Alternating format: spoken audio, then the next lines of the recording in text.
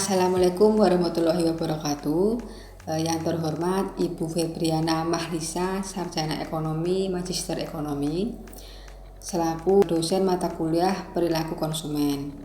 Dengan video presentasi ini, kelompok kami ingin mengumpulkan tugas besar 2 yang berjudul tentang membuat sebuah video dokumenter mengenai proses pengambilan keputusan konsumen sebuah produk. Sebelum dimulai, kami ingin memperkenalkan anggota kelompok kami terlebih dahulu. Yang pertama, saya Sri Rahayu. Kemudian yang kedua ada teman saya yang bernama Nama saya Munila Adiba, dan terakhir teman saya yang bernama Nama saya Valencia Deborah. Badanku ini kok dari kemarin itu rasanya nggak enak gitu, kayak kembung, mual, tenggorokan kering, terus merasa lelah dan letih gitu. Kira-kira aku ini kenapa ya? Apa coba aku hubungi temanku dulu supaya dari aku berbagi sharing apa yang aku alami ini dapat informasi sesuatu gitu. Oke, sebentar, aku coba telepon temanku dulu. Valen, kamu sibuk gak? Iya, jadi aku tuh mau cerita, Len. Dari kemarin itu kan kondisi badanku tuh kayak enggak enak gitu loh. Jadi aku tuh kayak ngerasa kembung, terus ada mual, pusing juga, sama tenggorokanku tuh kering gitu, sama ada demam gitu, Len. Kamu pernah nggak kayak gini? Oh, terus kamu minum apa? Tolak angin? Oh, apa itu? Oh, ya udah. Oke, Len, makasih infonya ya.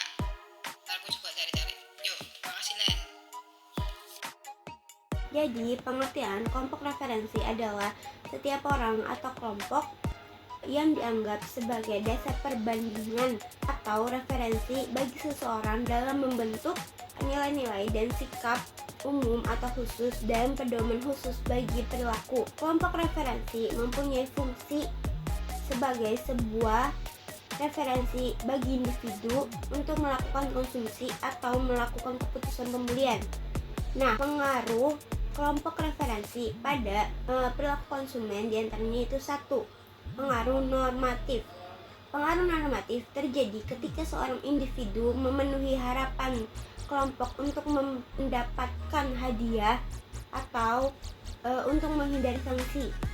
Pengaruh normatif kuat ketika seorang individu memiliki ikatan yang kuat dengan kelompok dan produk yang terlibat secara sosial.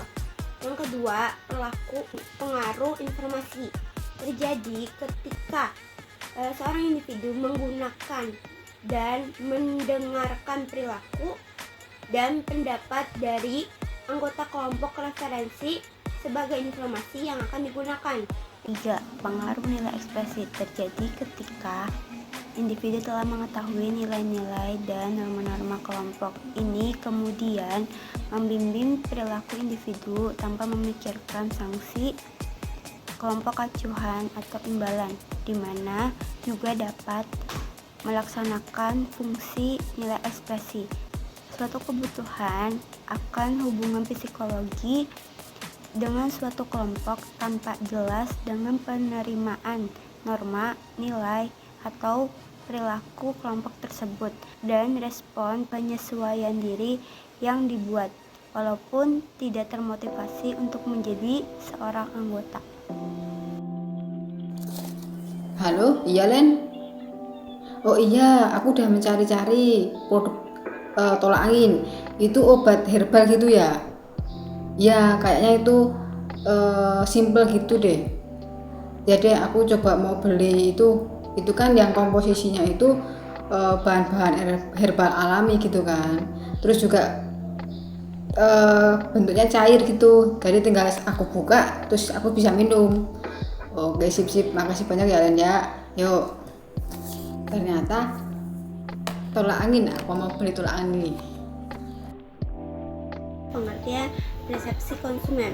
Persepsi didefinisikan sebagai proses yang dilakukan individu untuk memilih, mengatur, dan menafsirkan stimuli ke dalam gambar yang berarti dan masuk akal mengenai dunia. Menurut Coulter dan Kohler, persepsi konsumen adalah proses di mana kita memilih, mengatur, dan menerjemahkan masukan informasi untuk menciptakan gambar dunia yang berarti. 4 unsur persepsi yaitu yang pertama sensasi atau sensation. Sensasi merupakan respon yang segera dan langsung dari alat panca indera terhadap stimuli yang sederhana. Contohnya iklan, kemasan, merek. Stimulus adalah setiap unit masukan yang diterima oleh panca indera. Contohnya masukan panca indera meliputi produk kemasan, merek, iklan cetak, dan iklan elektronik. Penerima panca indera adalah organ tubuh manusia seperti mata, mulut, hidung, telinga, kulit yang menerima masukan panca indera. Yang kedua ada ambang absolut. Ambang absolut adalah titik terendah di mana seseorang dapat mengalami sensasi. Titik di mana seseorang dapat mengetahui perbedaan antara ada sesuatu dan tidak ada apa-apa. Merupakan ambang absolut orang tersebut terhadap stimulus tersebut. 3 ada ambang diferensial. Ambang diferensial yaitu perbedaan yang mulai bisa terlihat.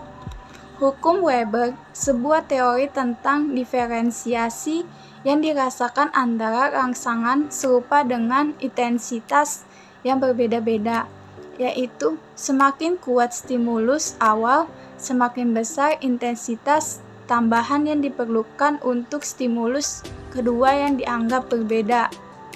Yang keempat ada persepsi subliminal. Persepsi subliminal adalah persepsi rangsangan sangat lemah atau cepat diterima di bawah tingkatan kesadaran.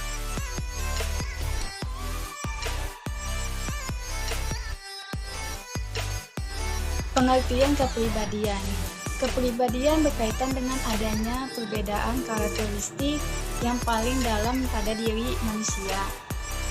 Perbedaan karakteristik tersebut menggambarkan ciri unik dari masing-masing individu. Unsur kepribadian menurut Frank ada 3, yaitu yang pertama ID.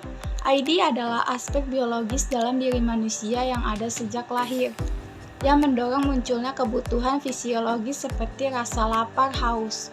Yang kedua yaitu ego.